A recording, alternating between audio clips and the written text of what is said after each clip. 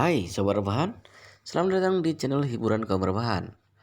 Armin akan membacakan kelanjutan dari sebuah cerita novel yang sangat menarik, yang sangat seru, yang sangat menghibur, yang sangat membuat penasaran jika kita tidak mengetahui cerita kelanjutannya.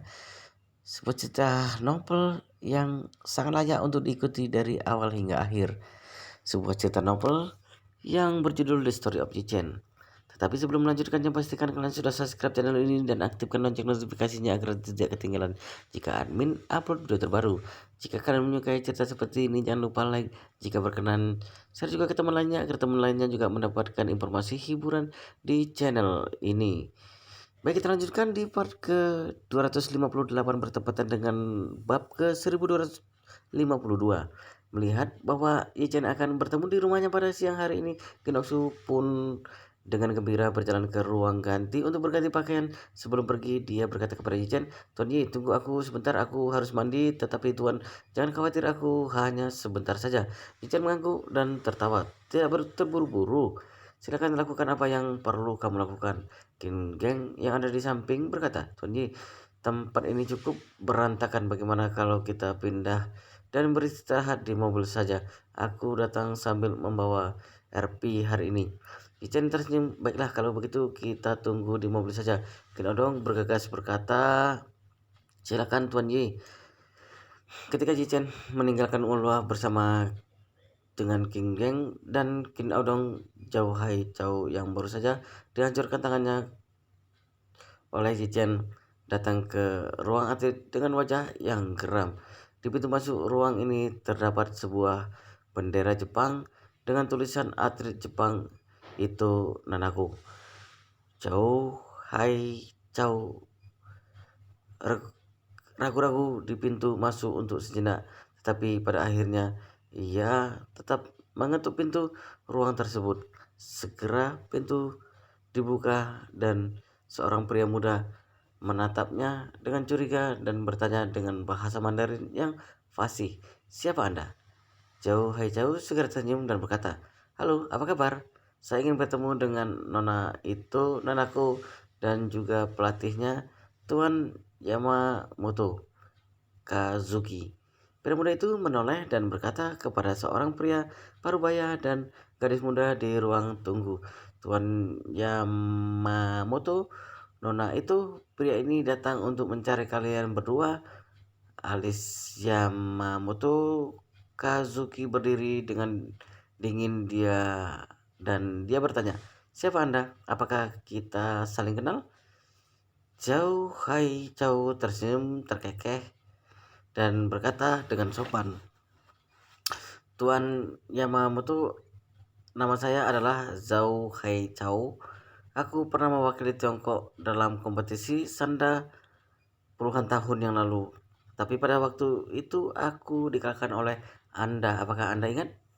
Yamamoto Kazuki berkata dengan arogan, "Ada banyak sekali orang yang kalah di tanganku. Bagaimana mungkin aku dapat mengingat mereka semua?"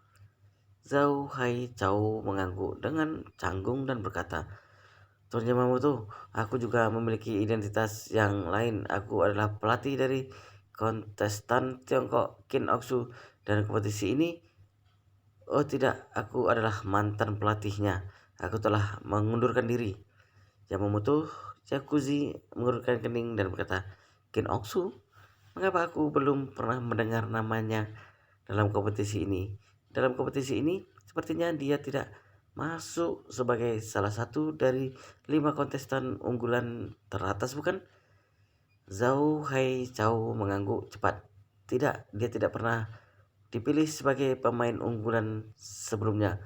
Oleh karena itu, mungkin Anda tidak memperhatikannya." Yamamoto Kazuki bertanya dengan dingin, "Lalu apa kamu mencariku? Lalu ada perlu apa kamu mencariku?" Zhou Hai Chow buru-buru berkata, "Aku ingin memberikan informasi kepada Kak Anda. Kin Oksu telah mendapatkan seorang pelatih muda yang sangat jahat dan licik.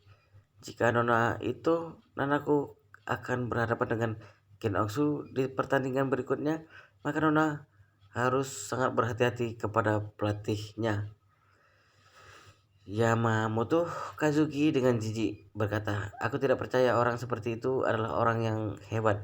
Aku, Yamamoto Kazuki, adalah seorang ahli bela diri yang sangat dibanggakan di Jepang. Murid-murid yang aku ajar juga adalah para petarung sanda terbaik di Jepang.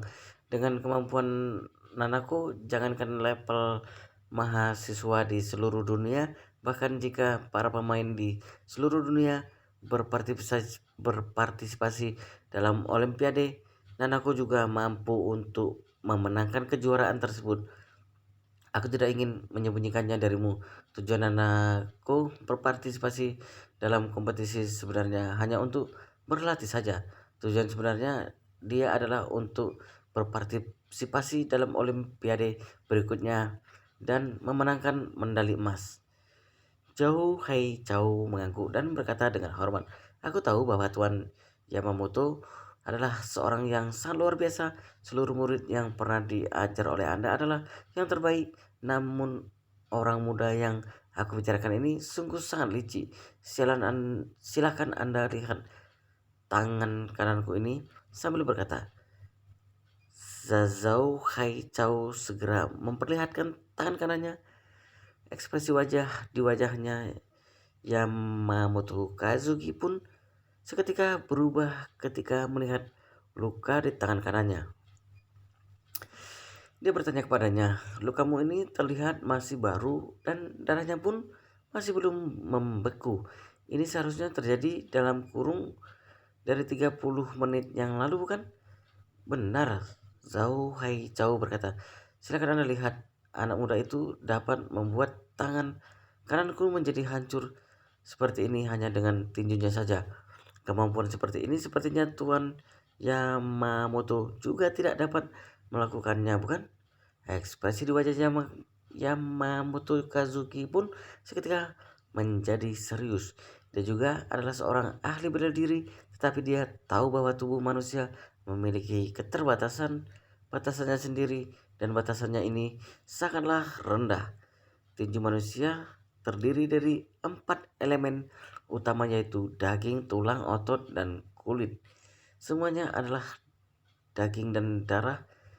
Jika dapat menyerang bagian perut, wajah, dan bagian lunak lawan lainnya, maka diri sendiri tidak akan terluka, tetapi menggunakan tinju untuk menghajar tinju lawan adalah basis dari menghancurkan batu dengan batu. Namun tinju siapa yang dapat menjadi sangat kuat sehingga dapat mencapai level seperti ini? Dengan sekali tinju dapat menghancurkan tinju lawan. Memikirkan hal ini, dia segera bertanya, "Apakah pria itu juga terluka parah ketika membuat tanganmu hancur seperti ini?" Zhou Haichao berkata dengan marah, "Dia tidak terluka sama sekali, sungguh aneh sekali. Tubuh orang itu tampak sangat keras seperti baja. Aku khawatir dia memiliki tenaga dalam, dan apabila dia meneruskannya kepada Kinoksu, maka aku khawatir Nanako akan sulit untuk memenangkan kompetisi ini." Yamamoto Kazuki pun akhirnya memperhatikan masalah ini di dalam hatinya. Dia mengangguk dan berkata dengan suara yang dalam, "Kinoksu ya, akan kuingat."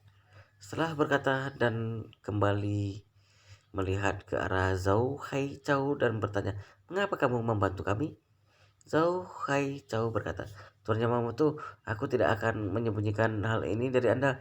Orang itu telah merebut pekerjaanku dan menghancurkan tangan kananku, dan sekarang aku sangat membenci orang itu hingga ke tulang rusukku. Selain itu, dia juga berkata bahwa dia cukup yakin untuk membawa Kin Oksu memenangkan kompetisi ini, dan juga mengatakan bahwa Nona itu Nanaku bukanlah lawan tanding Kin Oksu. Jadi aku sungguh berharap dari lubuk hatiku yang terdalam agar Nanaku dapat mengalahkan Kin Oksu dan menggagalkan rencana orang itu." Yamamoto Kazuki mengangguk dan berkata, "Baiklah, aku mengerti. Aku akan memperhatikan hal ini dengan baik dan tidak akan membiarkan mereka mencapai tujuan mereka. Kamu boleh pergi." Zhou Haichao mengangguk dan memukulkan badan dan berkata, "Kalau begitu, izinkan aku undur diri, Tuan Yamamoto." Pada saat ini, gadis di dalam yang mengenakan pakaian olahraga lengan panjang dengan celana panjangnya berkata dengan suara yang sangat lembut, "Tanaka-san, tolong beri pria itu cek sebesar 100.000 yuan sebagai tanda terima kasih karena telah memberi tahu kami sebuah informasi yang sangat penting. Gadis ini mempunyai paras yang sangat cantik dengan poni khas Jepang miliknya. Jika dilihat dari luar, gadis ini tampak seperti seorang gadis yang pendiam, anggun, dan sangat sesuai dengan standar kecantikan Jepang. Namun, siapa yang menyangka bahwa ternyata gadis yang tidak hanya cantik ini adalah seorang ahli bela diri dari Sanda dan Karate. Pemuda yang membukakan pintu untuk Zhao Haichao tersebut segera mengangguk dengan hormat dan berkata, "Siap, nona itu." Setelah berbicara, dia segera mengeluarkan buku cek dari sakunya dan menuliskan sebuah cek senilai 100.000 yuan untuk menyerahkan kepada Zhao Haichao. "Ini sedikit hadiah dari nona kami, terimalah." Zhao Haichao datang mencari Yamamoto, Kazuki, dan itu Nanako awalnya hanya untuk mempersulit Kinoksu dan Yichen, mencoba sebisa mungkin agar mereka tidak dapat memenangkan kompetisi. Terus terang, dia hanya ingin merusak momentum mereka dan merugikan mereka. Namun, dia tidak menyangka bahwa Nona itu Nanako akan begitu murah hati dan memberikan 100.000 yuan sebagai tanda terima kasih. Hal ini membuatnya sangat tersanjung. Dia pun menerima cek tersebut, membungkuk dan kembali mengucapkan terima kasih dan kemudian meninggalkan ruang tunggu itu Nanako dengan puas. Setelah Zhao Haichao pergi, itu Nanako berjalan ke arah Yamamoto Kazuki dan bertanya, "Guru, meskipun kemampuan Zhao Haichao jauh lebih buruk darimu, tetapi dia masih dapat dianggap sebagai pemain kelas menengah atas di bidang sanda." Dia mengatakan bahwa pria muda itu mampu menyakitinya sedemikian rupa dan dia bahkan tidak terluka sama sekali. Tampaknya orang itu memang sangat kuat. Yamamoto Kazuki bertanya penasaran, "Nanako, bagaimana kamu bisa tahu bahwa kemampuan Zhao Haichao lumayan baik?" Itu Nanaku tertawa dan berkata, "Guru, aku pernah melihat seluruh rekaman pertarunganmu dan meneliti lebih dalam dari setiap orang pertandingan yang guru ikuti. Oleh karena itu, aku pernah melihat pertandinganmu dengan Zhao Haichao. Kemampuannya mungkin dapat mencapai sekitar 70% dari kemampuan guru." Ternyata begitu. Yamamoto Kazuki menghela napas dan berkata memuji, "Dan inilah mengapa aku menerimamu sebagai murid yang aku ajari secara langsung. Kamu sangat suka belajar dan kamu sangat rajin. Mengingat latar belakang keluargamu, kamu seharusnya tidak perlu bekerja terlalu keras hanya untuk mendapatkan nama kecil ini. Kekuatan dari keluarga itu sudah cukup untuk membuatmu menjadi anak generasi kedua yang paling kaya, yang dikagumi oleh banyak orang di Jepang. Tetapi kamu dapat menekan egomu dan sungguh-sungguh mempelajari seni bela diri. Ini benar-benar satu-satunya hal aku lihat seumur hidupku. Aku percaya bahwa pada waktunya nanti kamu pasti mampu melampaui aku sebagai gurumu dan menjadi seorang master top yang dibanggakan oleh Jepang."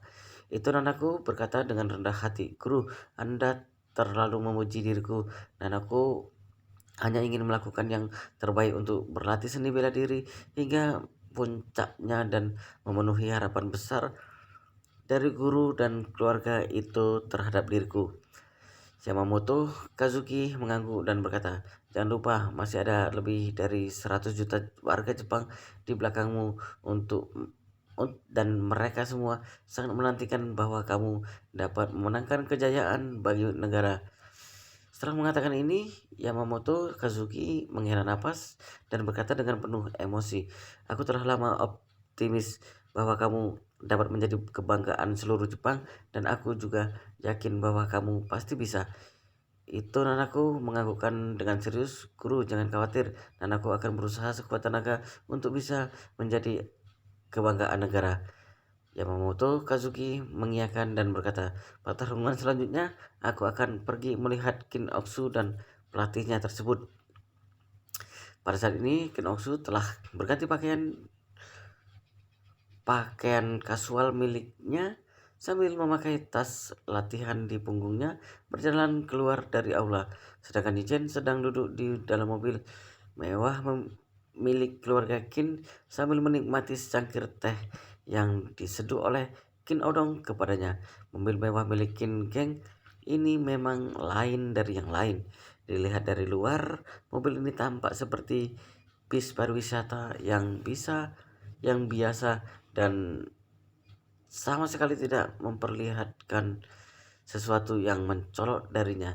Tetapi ketika masuk ke dalam mobil ini, dia mendapati bahwa ada dunia yang sama sekali berbeda di dalam mobil tersebut. Selain kursi pengemudi, seluruh isi dalam mobil tersebut telah direnovasi secara keseluruhan. Tidak hanya ada ruang tamu yang luas dan mewah, lounge dan bar yang mewah, tetapi juga ada 2 kamar tidur yang sangat nyaman dan kamar mandi lengkap dengan showernya. Berdasarkan perkataan dari Kin Geng, dia membeli mobil ini khusus untuk digunakan oleh putrinya selama kompetisi. Kin Oksu sering berpergian dan ke berbagai bagian di negara untuk berpartisipasi dalam kompetisi, baik dengan mobil, kereta api, ataupun pesawat. Pastinya akan menimbulkan banyak stres dan kelelahan setelah sampai di tujuan. Olahraga itu sendiri pun memiliki persyaratan yang sangat tinggi pada saat tingkat kekuatan fisik dan kebugaran fisik. Oleh karena itu, dia tidak ingin perjalanan itu sampai mempengaruhi kinerja dari putrinya. Jadi dia membeli mobil ini untuk membawanya pergi ke seluruh negeri. Berdasarkan dari perkataan Kim Geng, menaiki mobil ini sangat nyaman, stabil dan lebih aman. Mobil ini sama seperti rumah yang bisa berpindah, bahkan meski telah menempuh jarak selama lebih dari 10 atau 20 jam, Kin Oksu tidak akan merasakan kelelahan sedikit pun dan bisa memastikan bahwa dia selalu memiliki kondisi fisik kompetitif yang sangat baik. Kin Odong memperhatikan Yu Chen minum teh dan buru-buru mengisi ulang cangkir untuknya dengan hormat dan bertanya dengan hormat, "Tuan Yi, apakah Anda menikmati tehnya?" Yu mengangguk dan tersenyum. "Ya, Kin Odong, melihat dari sikapmu sepertinya kamu telah mempelajari hal ini secara khusus. Aku sungguh tidak menyangka bahwa seorang dengan kepribadian sepertimu akan mampu bersabar untuk mempelajari upacara minum teh." Kin Odong yang sebelumnya adalah anak orang kaya generasi kedua yang tidak mengerti apa-apa, tidak hanya tidak mengerti apa-apa pun, tetapi dia juga suka bertingkah menjadi seorang artistik yang selalu membeli barang rongsokan di Guan Street sepanjang hari dan menganggapnya sebagai harta berharga tanpa peduli seberapa sampahnya barang tersebut. Bahkan ketika Yu Jinghai datang ke Jinling untuk berpartisipasi dalam pelelangan, dia terus mengikuti Yu Jinghai menjilat kepadanya dan melawan Yichen. Tanpa diduga setelah beberapa waktu tidak terlihat, tampaknya kepribadian dari anak ini benar-benar banyak berubah dan dia menjadi lebih menjaga perilaku. Kin Odong yang mendengar Yichen memuji dirinya sendiri ketika tersipu dan berkata seraya menjelaskan, "Tuan Yi, aku dulu masih kekanak-kanakan dan bodoh sehingga menyinggung Anda. Aku mohon agar Tuan tidak membawa hal tersebut ke dalam hati Tuan." Beberapa hari belakangan ini paman kedua terus membiarkanku di rumah untuk introspeksi diri dengan baik dan menyuruhku untuk mempelajari tata cara upacara minum teh untuk memperbaiki kepribadianku. Sekarang aku sudah tidak sembrono seperti dulu kala. Yichen mengangguk dan berkata, "Bagus, orang-orang yang satu takut menjadi temperamen dan yang lain takut terhanyut. Jika kamu bisa tenang dan Merenungkan diri sendiri itu membuktikan bahwa kamu sudah tidak putus asa seperti sebelumnya. Qin Gang tersenyum dan berkata, aku sudah lama mengatakan kepada anak ini bahwa jika dia tidak mengubah karakternya, maka aku dan ayahnya akan mengurungnya di rumah selama 10 tahun dan tidak akan membiarkan keluar sehingga dia tidak akan menimbulkan masalah lagi bagi keluarga Qin. Untungnya anak ini masih sedikit sadar dan bisa tahu bagaimana cara kembali ketika dia tersesat. Saat berbicara, Ken Oksu berlari dan melompat masuk ke dalam mobil. Ketika dia melihat ayah dan adik laki-lakinya sedang menemani Tuan Yi minum teh, ia pun berkata sambil tertawa, Tuan Yi, ayah, adik, kalian telah menunggu lama, ayo cepat berangkat. Ken Geng menunjuk ke arah Ken Oksu dan tersenyum sambil berkata kepada Yichen, lihatlah Tuan Yi, ketika Anda berada di depan gadis kecil ini, bahkan dia menempatkanku di posisi belakang.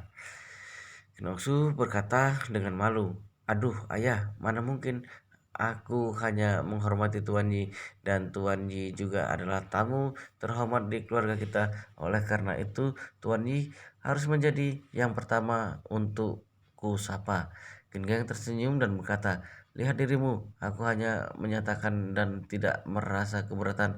Mengapa kamu gugup dan serius seperti itu? Kinoksu bergumam, aku tidak gugup, ayah omong kosong. Genggeng tersenyum puas. Oh, baiklah, ayah berbicara omong kosong. Mari sini duduk di sebelah Tuan Yi. Biarkan sang supir mengemudi mengantar kita kembali ke rumah untuk makan. Genosu tersipu malu dan duduk di sebelah Yichen. Pada saat ini, sang supir menyalakan RP dan melaju perlahan dari tempat parkir aula.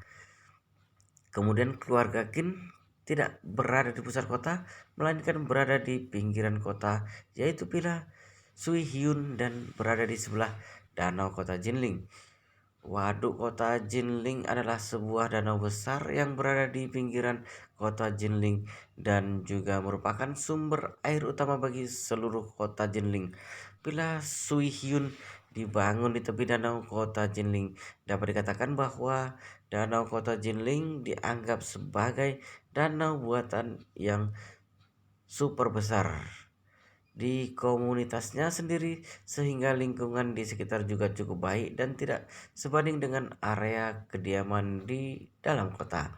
Keluarga Kin telah membeli rumah di tempat ini selama bertahun-tahun dan pada waktu itu Qin Geng sungguh mempunyai pandangan yang sangat baik. Sebelum kota mengeluarkan manajemen dokumen apapun untuk membatasi renovasi dan konstruksi area kediaman, Qin Geng telah membeli 2 kediaman secara langsung dan kemudian direnovasi untuk digabungkan bersama. Selain itu, kedua kediamannya tersebut terletak di pinggir danau. Setiap kali membuka pintu, maka mereka sudah dapat melihat danau buatan yang jernih dan lingkungan yang hijau penuh dengan aroma alam dan bunga yang benar-benar merupakan kenikmatan yang luar biasa. Halaman di kediaman keluarga Kin sangat luas sehingga bahkan RP semacam ini dapat diparkir di dalam sebanyak 7 atau 8 mobil tanpa masalah.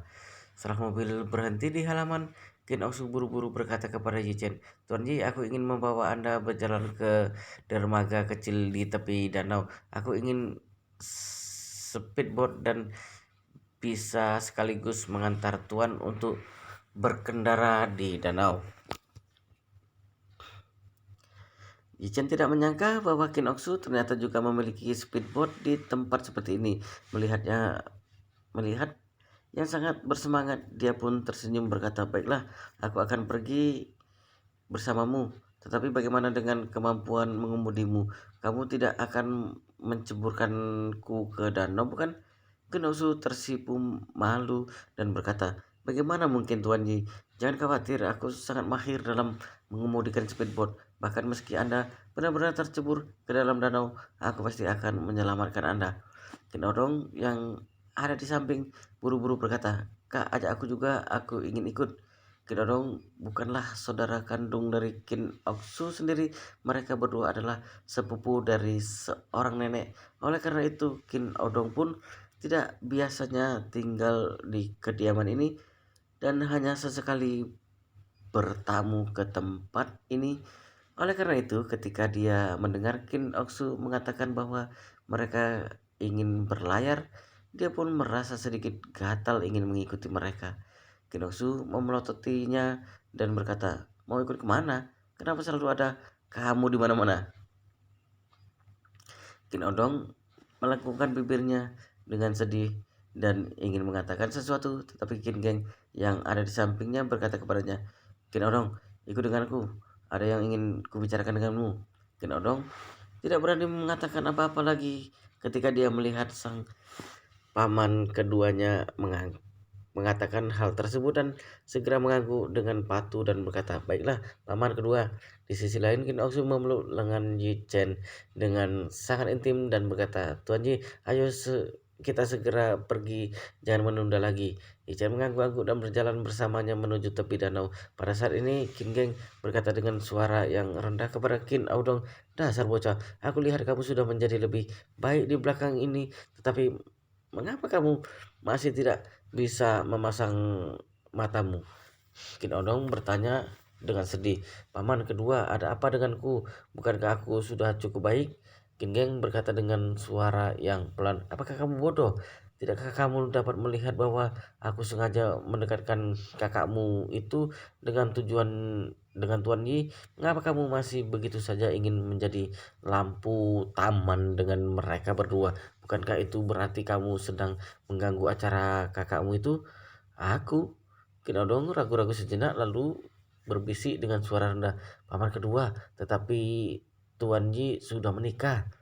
Kin Geng mendengus dan kemudian bertanya balik kepadanya, "Apakah kamu tidak diizinkan untuk bercerai setelah menikah? Siapa yang membuat peraturan itu? Selama Tuan Yi bercerai di masa depan dan kemudian menikah dengan kakakmu, bukankah Tuan Yi akan menjadi menantu di keluarga Qin kita?" Qin Odong tercengang dan hanya mengangguk tak berdaya. Setelah beberapa saat, "Baiklah, apa yang dikatakan paman kedua itu benar." Setelah berkata, dia berpikir sejenak dan berkata dengan senyum yang sedih, "Paman kedua, menurut paman, jika Tuan Yi menjadi saudara iparku di masa depan, bukankah aku akan menjadi sangat hebat dan tidak akan menjadi tidak akan ada yang berani menggangguku lagi di kota Jinling?" Qin Geng tersenyum tipis dan berkata, "Jika Tuan Yi benar menjadi saudara iparmu, maka menurutku tidak akan ada lagi yang berani mengganggumu di seluruh negeri ini." Qin Odong sangat bersemangat. Dia bertepuk tangan dan tertawa, "Hahaha, itu akan sangat bagus sekali." Pada saat ini, Qin Oksu membawa Yi Chen ke sebuah dermaga kecil di tepi danau.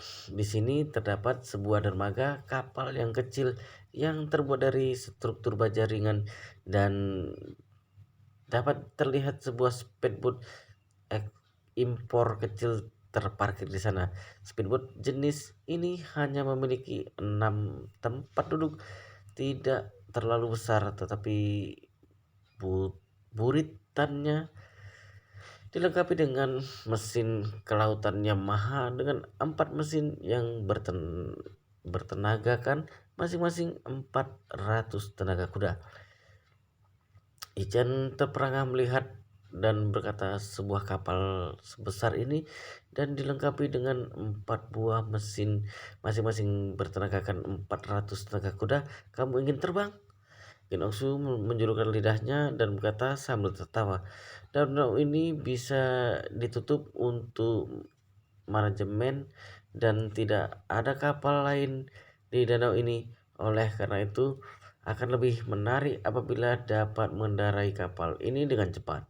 Kemudian dia melompat ke dalam perahu dan dengan gembira berkata, "Ketika aku berlibur di luar negeri, aku menemukan bahwa orang-orang di luar negeri suka sekali bermain dengan speedboat bertenaga super dan Ferrari juga memproduksi sebuah speedboat Ripa Ferrari. Aku pernah mengemudikan itu di luar negeri dan itu terasa sangat menyenangkan. Hanya saja tarikannya masih sedikit kurang menurutku. Oleh karena itu aku dengan khusus meminta dibuatkan speedboat seperti ini dengan konfigurasi tenaga 2 kali lipat lebih kuat dari speedboat Ferrari. Kichen tertawa dan berkata, aku jadi sedikit gugup mendengar kamu berkata seperti itu. Wow, luar biasa sekali guys. Sepertinya di video ini sampai di sini dulu, di part ini sampai di sini dulu. Kita akan lanjutkan di part berikutnya, di video selanjutnya. Pastikan kalian sudah subscribe channel ini dan aktifkan lonceng notifikasinya agar tidak ketinggalan jika admin upload video terbaru. Jika kalian menyukai cerita seperti ini, jangan lupa like. Jika berkenan, share juga ke teman lainnya agar teman lainnya juga mendapatkan informasi hiburan di channel ini.